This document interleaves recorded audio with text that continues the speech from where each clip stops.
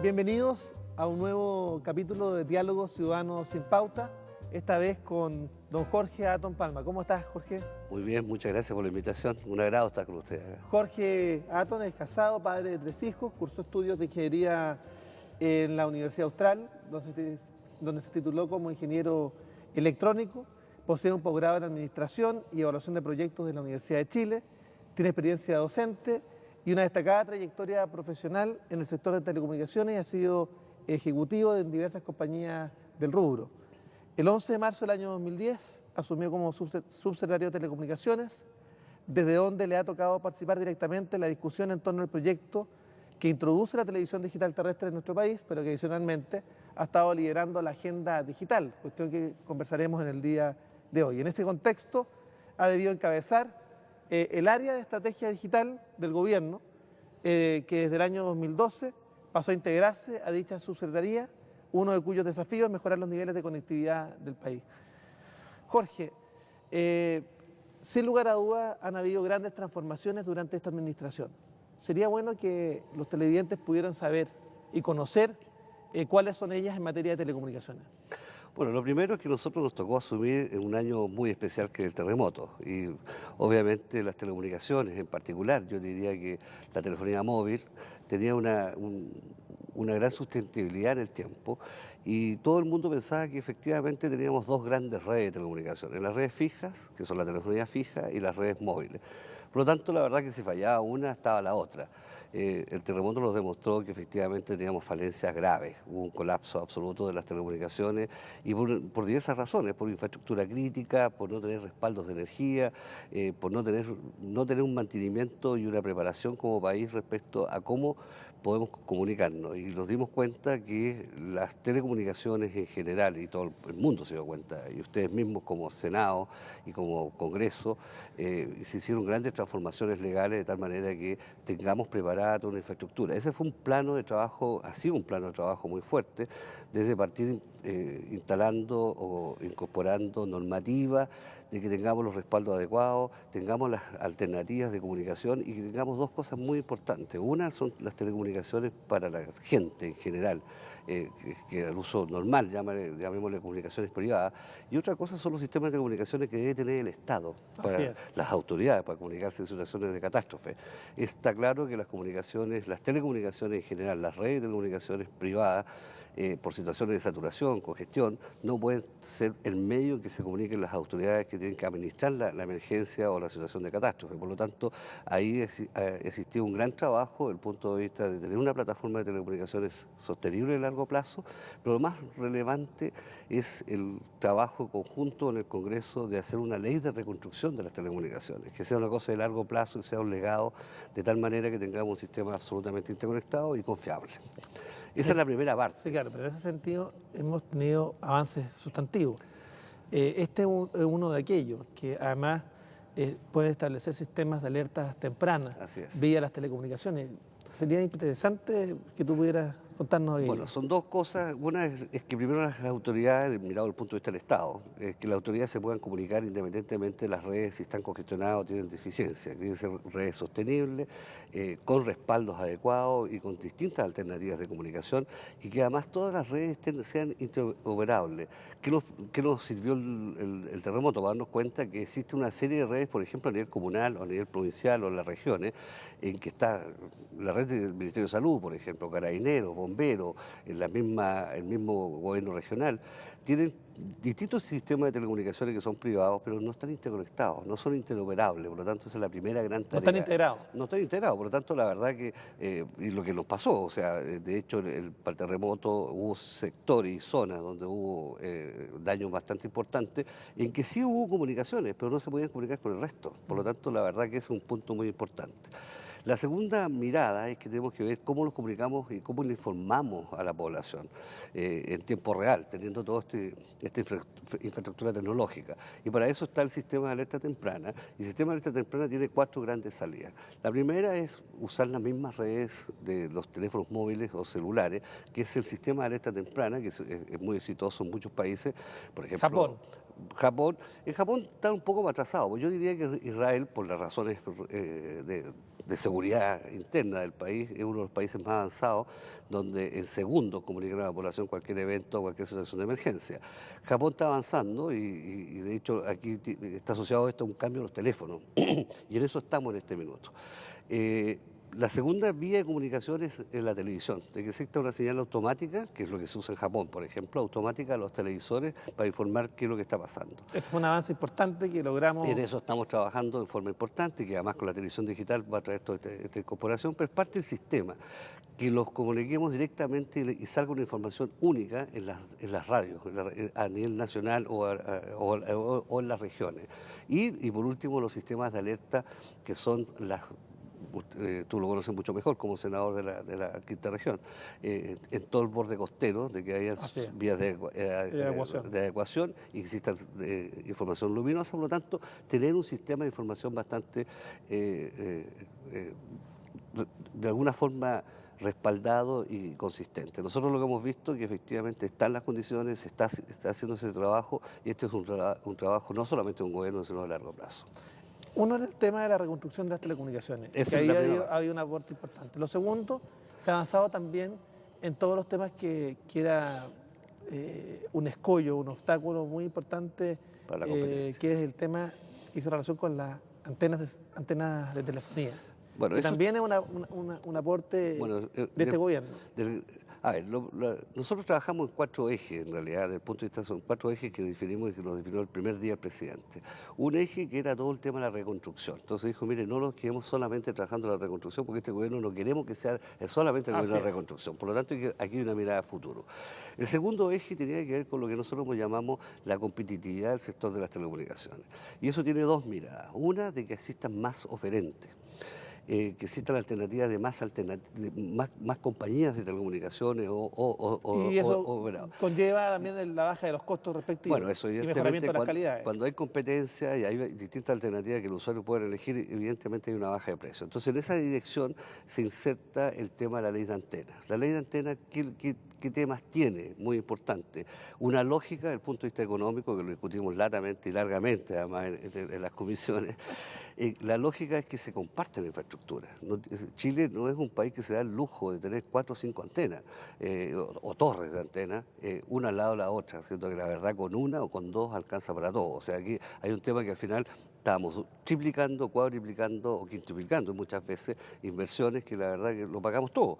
Por lo tanto, ahí hay una gran mirada desde el punto de vista, compartamos infraestructura, demos la posibilidad que los nuevos entrantes, nuevas compañías puedan hacer uso de la infraestructura existente. Por lo tanto, esa es una mirada desde el punto de vista competitivo. Pero junto con eso, la gran mirada política que tuvo el Congreso y los senadores y los diputados en particular fue decir, oiga, aprovechemos de este tema porque aquí hay un abuso. O sea, claramente tenemos que resguardar los derechos de los ciudadanos, el patrimonio de sus casas. Por lo tanto, la ley de antenas ha sido un gran trabajo conjunto, diría, entre el gobierno y el Congreso, y es lo que tenemos que implementar. Uno de los impulsores de justamente tener además normas de emisión, que efectivamente están hoy día dentro de las que está liderando en términos de seguridad de la población. Me gustaría que tú pudieras contar un poco aquello. Bueno, lo primero es que efectivamente, y eso no solamente viene de este gobierno, la norma que existe desde el punto de vista de la radiación electromagnética de las estaciones base de las antenas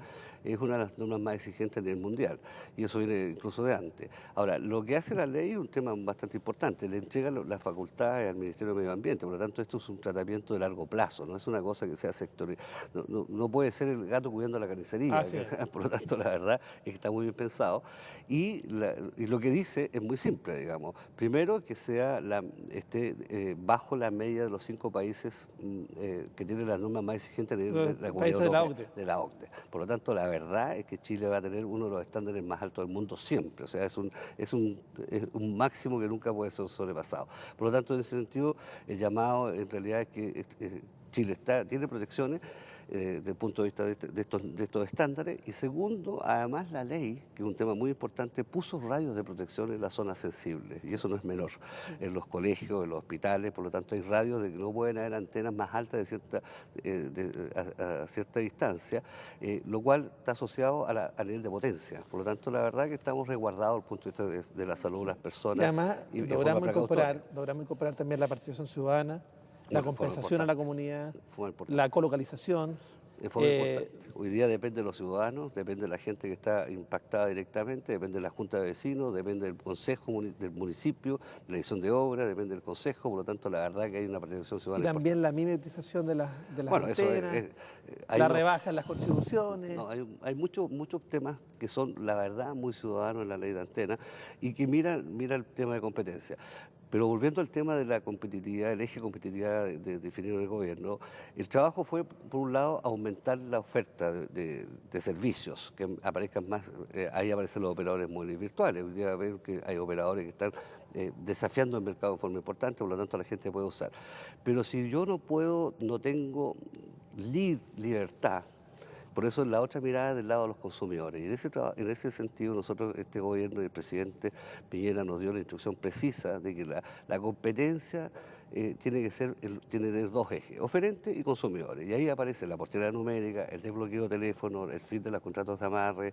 Sí. Por lo tanto hay una mirada desde el punto de vista de competencia que se ha traducido en términos concretos en bajas de precios bastante significativas. Sí. Nosotros, Quiero recordar que junto al senador Tuma presentamos el primer proyecto de portabilidad numérica así es. en la Cámara de Diputados, cuando ambos éramos diputados, porque efectivamente eso le da un instrumento al usuario finalmente para poder negociar un mejor plan y bajar sustantivamente los costos. Yo diría que la portabilidad numérica es un tema que se venía discutiendo latamente. Sí. Yo venía a la industria, sabía exactamente cuáles eran los pros y los contras. Por eso, la verdad que cuando llegamos el primer día, yo dije en el gobierno, esto tiene que ser hecho por ley. Me dijeron, ¿por qué?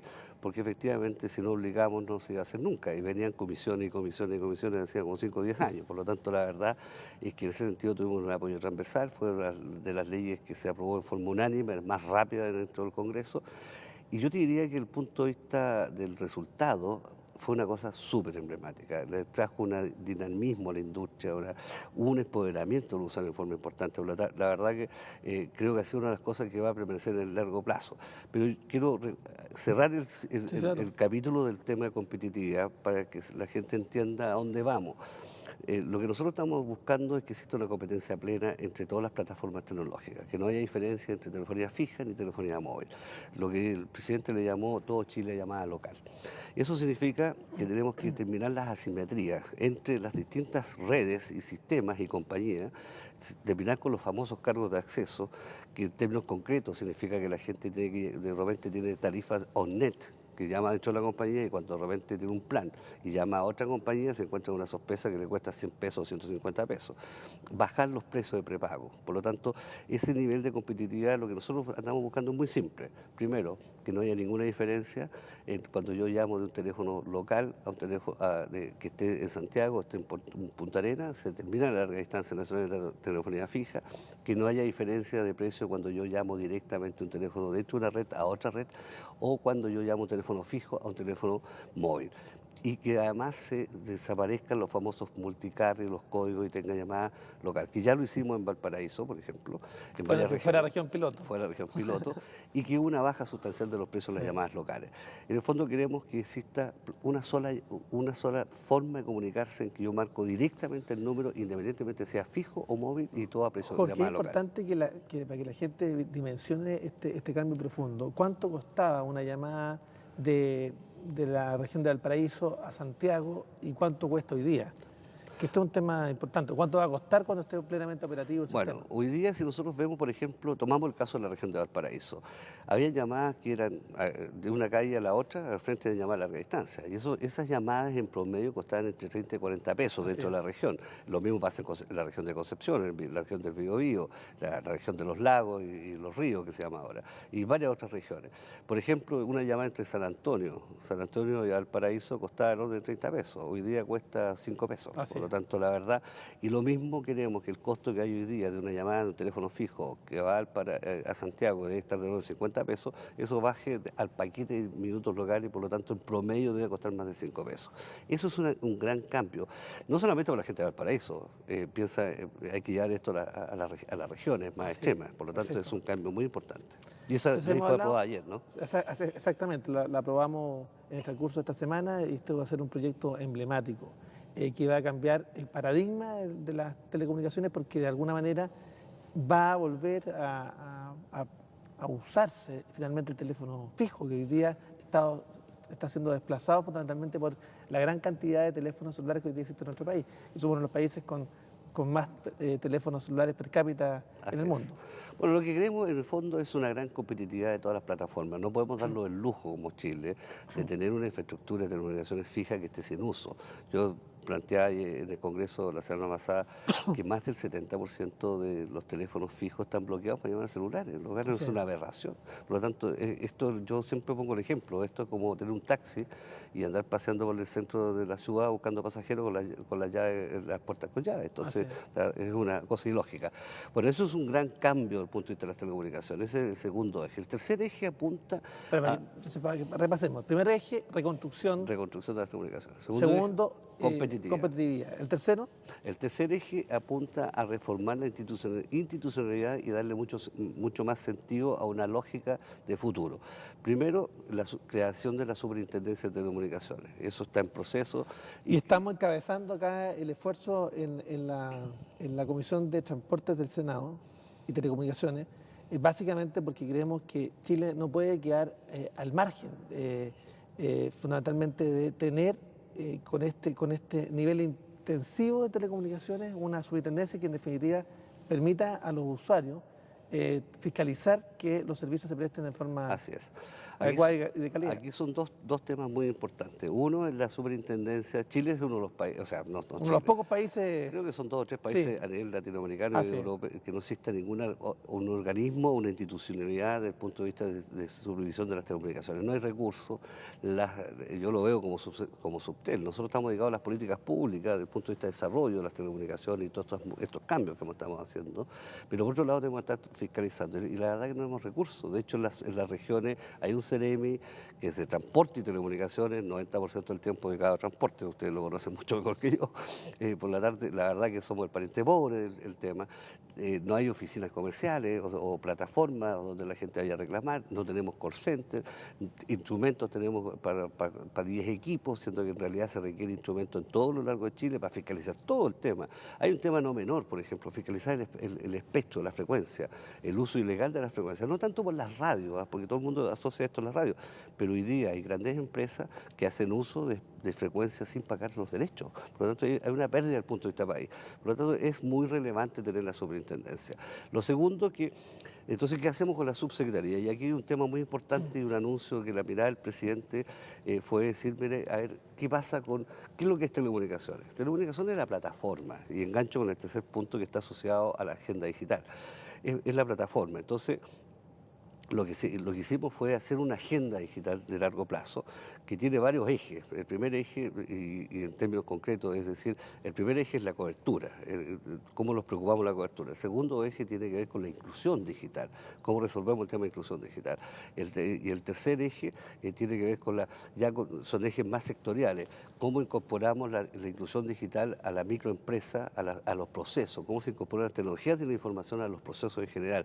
Y el cuarto eje, que no es menor, es el tema de e-government, cómo el gobierno electrónico, que es el fondo, cómo tenemos plataformas de que el gobierno esté al servicio de la gente a través de las plataformas. Vamos a cada uno de ellos, porque yo creo que es importante. Bueno, yo creo que son importantes. Entonces, en ese contexto, para cerrar el tema de lo que estamos haciendo desde el punto de vista de transformación, fue que se juntó todo lo que tenía que ver con lo que era estrategia digital. Y nosotros ya le llamamos desarrollo digital, porque la estrategia es cuando uno piensa, el desarrollo es cuando uno hace las cosas, ya estamos en el minuto de hacer. Por lo tanto, estamos juntando lo que era la Subsecretaría de Comunicaciones junto con la agenda digital, pero hay una variable adicional, y esta es una buena noticia para ustedes que va a salir en los próximos días, la consulta pública, el tema satelital, que también estaba dando vuelta, y como yo siempre dije, dentro de la institucionalidad era como un satélite que daba vuelta dentro del Estado. Entonces el presidente dijo, a ver, señor Natton, ya que está haciendo cambios en la parte digital, le vamos a encargar que usted lidere un grupo interministerial que entregue 4 propuestas al presidente, que las aprobó la semana pasada, que son, primero, una propuesta de agenda satelital de largo plazo,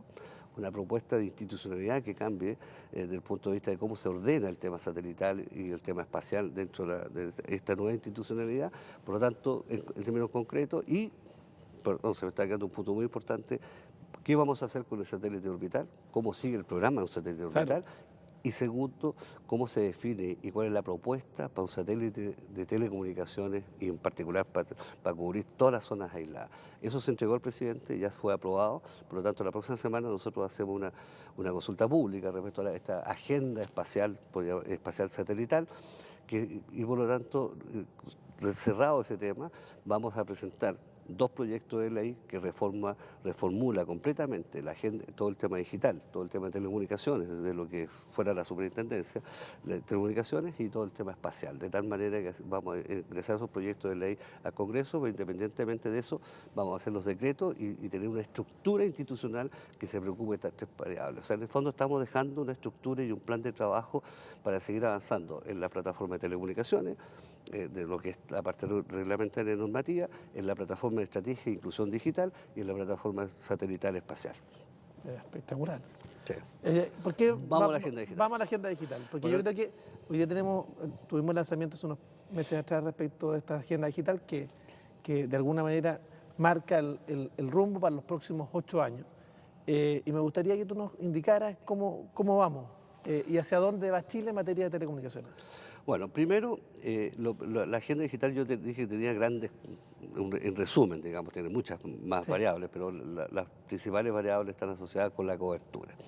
El gran trabajo que se ha hecho desde el punto de vista de crecimiento a través de tanto del desarrollo de competencias de distintos oferentes del sector privado, hoy día estamos llegando prácticamente a un 90, tenemos un 90% de cobertura de tecnologías de infraestructura de telecomunicaciones TIC. Por lo tanto, yo puedo tener cobertura. Ahora hay que usarla, ¿de acuerdo? Con las licitaciones que estamos haciendo de espectro, de 4G, que está a punto de salir aquí a fin de año. Esto es muy relevante. Por lo tanto, vamos a tener una conectividad desde el punto de vista de uso de la infraestructura de la tecnología de la información de alta velocidad que va a estar en dispositivos móviles fijos y una gran competencia y bajas de precio con lo que estábamos viendo antes. Por lo tanto, va a estar la infraestructura, van a estar las carreteras. Y eso es muy importante. Y esas carreteras están en los próximos, a fines del 2014, mediados del 2015, al 100%. Por lo tanto, la verdad es que la tarea es decir, oye, ¿qué hacemos con esto? Y si nosotros vemos el segundo eje, entonces inclusión digital. Y inclusión digital no es que la gente use solamente sus dispositivos para conectarse a Facebook o navegar o Twitter, qué sé yo. Es usar las tecnologías de información en forma aplicada. Y ahí tiene que ir a la base misma, que es muy parecido a la educación. Si nosotros vemos la última prueba CINCE que se aplicó, el 3% de los estudiantes, a pesar de que son todos tequi, todos navegan y todos juegan y están conectados, sabe hacer uso de las tecnologías de la información. Mira. El 3%. O sea, el desafío para Chile, estamos a 50%, los países de la OCDE estamos hablando de 70%. O sea, aquí hay un gran desafío. Acá hay un desafío enorme. Enorme. Y eso es un tema de educación. ¿Y la meta para la meta es que... 2020 cuánto es? La meta del 2020 es que lleguemos a la media de la OCDE. Por lo tanto, hay un gran trabajo y esto significa que se tienen que incorporarse las tecnologías de la información como una herramienta y un uso en las plataformas de educación. ¿Por qué nosotros hablamos de educación? Porque en la medida que no existe nada que sea más posibilidades de penetración de que cuando los niños aprenden. Y un ejemplo yo siempre pongo, y de hecho lo pasó, yo soy más viejo, por lo tanto yo lo vi, cuando nuestros hijos empezaron a usar computadores, obviamente mi señora y todos nosotros en la familia tuvimos que usarlo para saber cómo se usaban. Por lo tanto, es bastante importante que en la educación se usen los profesores y todo el sistema. ¿Está comparado también dentro de los temas de las coberturas, la alfabetización digital? Bueno, por esa misma son dos variables. Entonces, nosotros donde vemos el gran hándicap o el déficit que tiene Chile es efectivamente el uso de la tecnología de la información desde la educación temprana. Por lo tanto, hay un gran trabajo en el Ministerio de Educación y ese es uno de los ejes más relevantes que está. Segundo eje, si vemos el uso de la tecnología de la información en las empresas. Hoy día en las grandes empresas hay solo un 90% que hacen uso de la tecnología de la información y tienen plataformas de comunicación con los usuarios, uno lo ve, y con sus clientes, y dentro de sus procesos. Pero si vamos a la microempresa, menos del 10% hace uso de la tecnología de la información. Por lo tanto, era una brecha importante. Es una brecha tremenda. Por lo tanto, cuando hablamos de competitividad y cuando hablamos de niveles de competitividad de los microempresarios y que además son los que más dan empleo, es evidente que hay un gran trabajo. Y ahí está la agenda de impulso competitivo, que es parte importante de lo que está dentro de esta agenda digital, y son una serie de acciones y tareas y metas que están incorporadas ahí. Por lo tanto, es un tema no menor desde el punto de vista de la incorporación de la tecnología. Y esos son los focos. Lo que nosotros hemos hecho con la agenda digital es decir, mire, identifiquemos cuáles son las principales brechas y cuáles son lo que se llaman Pareto, 80-20, cuáles son las acciones que tienen más impacto desde el punto de vista de mejoramiento de las personas. Por lo tanto, esas son las grandes tareas que Y nosotros respecto estamos... al e-government, ¿cómo? Bueno, la segunda parte es exactamente el tema de e-government. Y ahí hay un gran trabajo del presidente acá de firmar un proyecto de ley que se llama Chile Atienda. La verdad que la gente asocia que Chile Atiende es como un teléfono que contesta. La verdad que Chile Atiende de atrás es la plataforma de entrada a lo que es la plataforma de e-government. ¿Qué es lo que hay que hacer desde el punto de vista del Estado? Varias cosas. Primero, la primera parte más importante, y por eso cuando se tomó e-government se pasó a depender de la Secretaría General de la Presidencia. Primero, que los sistemas y las plataformas dentro de los distintos ministerios conversen. Hay una ley, y eso es lo importante, que yo me lo enseñó el presidente a mí, que es una ley que cuando uno va a hacer un trámite, alguna repartición del Estado, el Estado no le puede pedir un papel de otra repartición del Estado. Yo no sé quién, uno tiene que ir a varias oficinas para hacerlo. Por lo tanto, terminar con el compra huevo. Bueno, entonces, ¿y eso por qué no funciona? ¿Por qué esa repartición, por ejemplo, no tiene la información? Porque no están los sistemas en línea. Porque las plataformas tecnológicas que tiene el Ministerio A es distinta a la plataforma tecnológica del Ministerio B. O sea, porque cada ministerio compra por su lado, cada uno compra, y yo me encontré con cosas pero sorprendentes, por ejemplo, que el software libre, que no software libre. Había gente en la Subsecretaría de Comunicaciones que tenían un tipo de software y otro grupo teníamos otro tipo de software. Resulta que los correos electrónicos no conversaban. Es más, o sea, es patético. Patético. O sea, el Ministerio de Transporte, yo tengo un ministro, hay dos subsecretarías, el Ministerio de Transporte, el correo del ministro es distinto a la plataforma que uso yo. Por lo tanto, yo no le puedo ver la agenda ni él puede ver la mía. O sea, sin comentarios, digamos. Sí. O sea, por lo tanto, el gran trabajo, digo, es estandarizar, es normalizar, decir, mire, ok, perfecto, no compremos el mismo sistema, tenga la independencia, pero por lo menos tengamos una normativa en que las cosas conversen. Y esa es la primera tarea. La segunda tarea es empezar que todas las instituciones automaticen su proceso y todo en mirada hacia los usuarios, a la ciudadanía. Por lo tanto, de tal manera que yo pueda hacer todas las transacciones en línea. Tenemos todo. Tenemos todo, o sea, tenemos de aquí al 2016 una penetración sobre el 70% de la población con uso de redes de alta velocidad a precios accesibles. Tenemos que tener las aplicaciones. Por lo tanto, eso sí e-government. Y Chile Atiende, y lo que está haciendo Rafael Aristía, es un gran trabajo, pero para eso se requiere una gran decisión política de que efectivamente... y usted conoce muy bien el Ejecutivo, y esa ha sido la experiencia mía de entrar al tema Ejecutivo, cada ministerio es un fondo. Y existen los ministros y los subsecretarios, los jefes de servicios, son patrones de fondos. Por lo tanto, aquí hay que estandarizar, porque la verdad que no podemos, por culpa de estos patrones de fondos, los ciudadanos terminan haciendo el compra huevo. Entonces, es tan simple como eso, no es una pérdida de plata, además sistemas distintos, etcétera.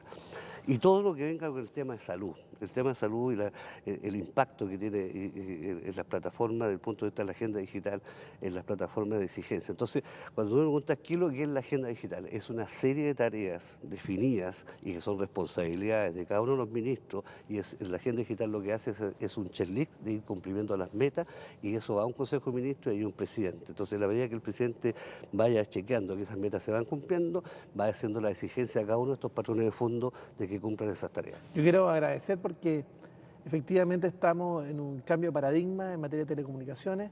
Como presidente de la Comisión de Transporte y Telecomunicaciones del Senado, creemos que hay que generar los instrumentos para también difundir las transformaciones que se han generado en estos 4 años y que esperamos con esta agenda de largo aliento poder cumplir con las metas de la agenda digital al año 2020. Así que quiero agradecerte, Jorge. Gracias. Y ojalá haya más programas como estos para que puedas contarle a los televidentes respecto de cómo hemos avanzado en esta materia. Muchas gracias por la invitación, un agrado estar con ustedes. Muchas gracias. Y muchas gracias por el apoyo y a nombre, a través tuyo como presidente, a través suyo, senador, como presidente de la comisión, le agradezco al Congreso porque la verdad que hemos tenido en este sentido, desde el punto de vista de las telecomunicaciones y las plataformas digitales, un gran apoyo al Congreso de forma transversal. Muchas gracias. Muchas gracias a ustedes y esperamos en un nuevo capítulo de Diálogo Ciudadano sin Pauta.